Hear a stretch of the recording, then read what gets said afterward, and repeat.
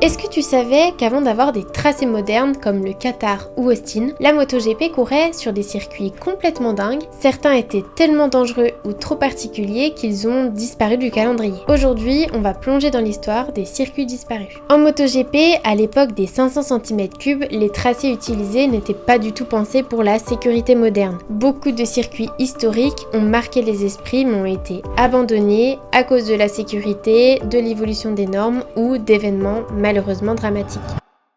L'île de Man.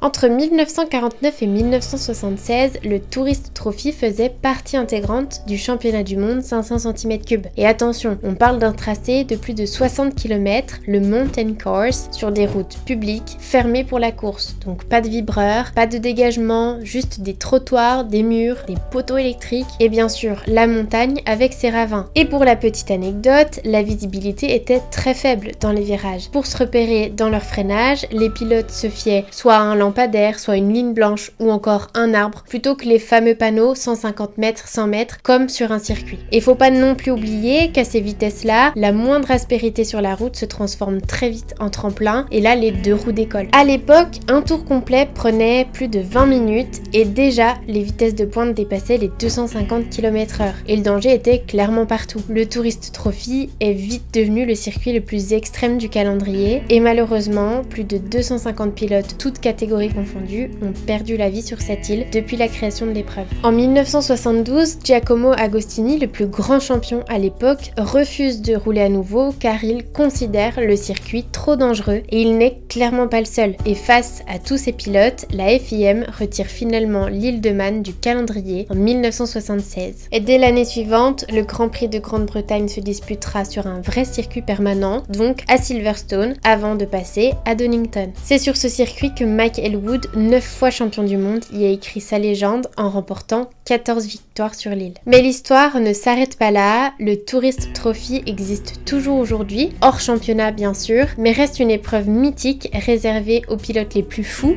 ou les plus courageux. Le record actuel est détenu par Peter Hickman en 2023, faisant le tour de 60 km à une vitesse moyenne de 220 km/h, ce qui est énorme sur une route ouverte.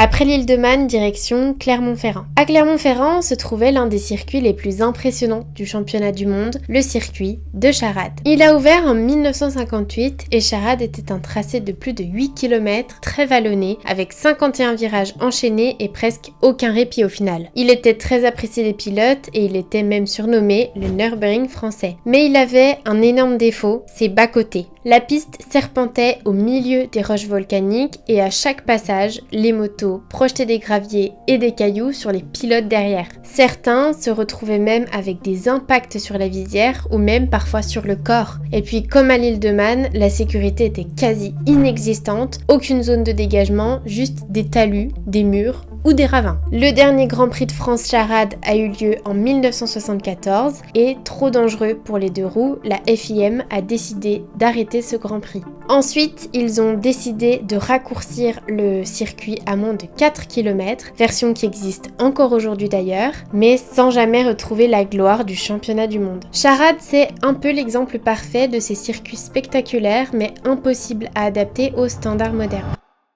Maintenant, direction la Belgique sur le fameux circuit de Spa-Francorchamps. C'est vrai que maintenant, on associe ce circuit à la Formule 1 ou aux 24 heures d'endurance, mais ce que beaucoup ignorent, c'est que Spa-Francorchamps a longtemps été un terrain de jeu important pour le MotoGP. La première fois, c'était en 1949, l'année même où le championnat a été créé, et pendant plus de 40 ans, les 500 cm3 et les autres catégories aussi d'ailleurs, ont affronté ce circuit, et le dernier Grand Prix de Belgique moto a eu lieu en 1990. Pourquoi Spa a été si spécial? D'abord sa vitesse. Dans les années 70 et 80, les motos tournaient à plus de 200 km/h en moyenne. Et oui, j'ai bien dit en moyenne et pas de pointe. C'était l'un des circuits les plus rapides de tout le calendrier. Donc imaginez passer l'eau rouge ou Blanchimont à fond sur une 500 deux temps instable avec les freins et les pneus d'époque, c'était une expérience unique et totalement effrayante je pense pour les pilotes. Spa était aussi un circuit à l'ancienne. Avant les aménagements modernes, il y avait pratiquement pas de zone de dégagement. Les pilotes roulaient entourés de rails, de fossés ou de maisons. Un tout droit pouvait signifier une blessure très grave, voire bien pire. Mais malheureusement, les accidents ont fini par rattraper la légende et en 1989, en catégorie 125 cm3, le pilote vénézuélien Ivan Paladese a trouvé la mort pendant un accrochage. C'est l'un des drames qui a convaincu la FIM qu'il n'était plus possible de courir ici avec des motos de Grand Prix. L'année suivante, en 1990, Spa disparaît définitivement du calendrier MotoGP et pourtant les pilotes étaient vraiment partagés. Certains détestaient la peur constante qu'inspirait le tracé, mais beaucoup aussi l'adoraient. Ils disaient que Spa c'était un mélange parfait entre vitesse, technique et adrénaline. Barry Sheene par exemple reconnaissait que Spa faisait partie de ces circuits où tu savais en montant sur la grille que tu prenais un risque énorme, mais il y retournait parce que la sensation était incomparable. Aujourd'hui, Spa reste une référence absolue dans le monde du sport auto. La Formule 1 y court toujours, les 24 heures d'endurance aussi, et depuis 2022, les motos électriques de la Moto E y sont revenus, mais la MotoGP, lui, n'y a jamais remis les roues. Aujourd'hui, il y aurait des discussions pour le retour du MotoGP, mais ce n'est pas encore acté.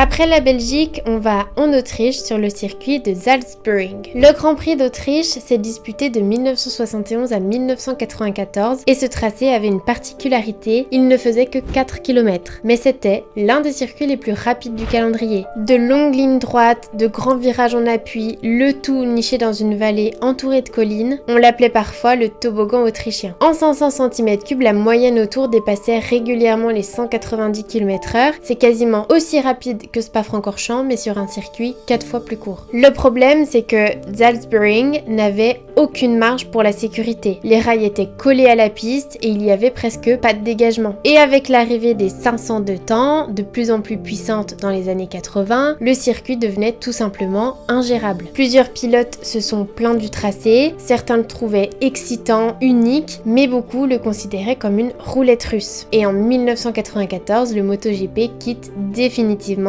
Salzburg. Le Grand Prix d'Autriche disparaît quelques années avant de revenir en 1996 sur un autre circuit, le A1 Ring, aujourd'hui connu comme le Red Bull Ring, qui accueille encore aujourd'hui la MotoGP. Le Salzburg, lui, n'a jamais vraiment disparu, il existe encore et sert pour des événements régionaux ou des journées circuits.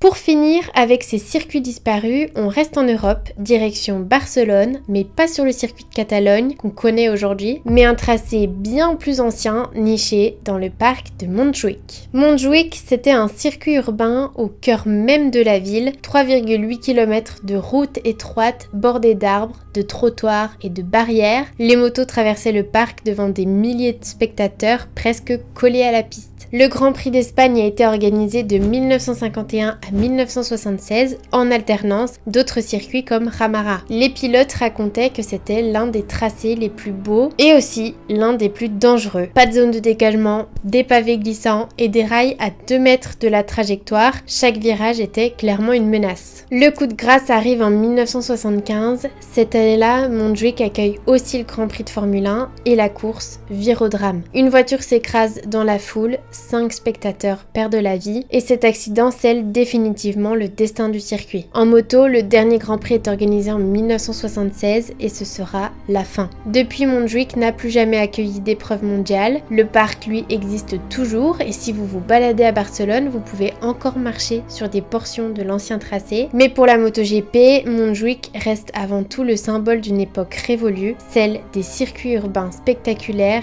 et bien trop dangereux. Je vous ai présenté 5 circuits mythiques qui ont disparu du calendrier MotoGP. Bien sûr, il y en a beaucoup d'autres dans l'histoire. Donc si ça vous intéresse, que je revienne sur d'autres circuits, dites-le moi en commentaire. Et surtout, dites-moi lequel de ces 5 circuits vous auriez aimé voir en vrai. Et en attendant, moi je vous souhaite un bon week-end de Grand Prix.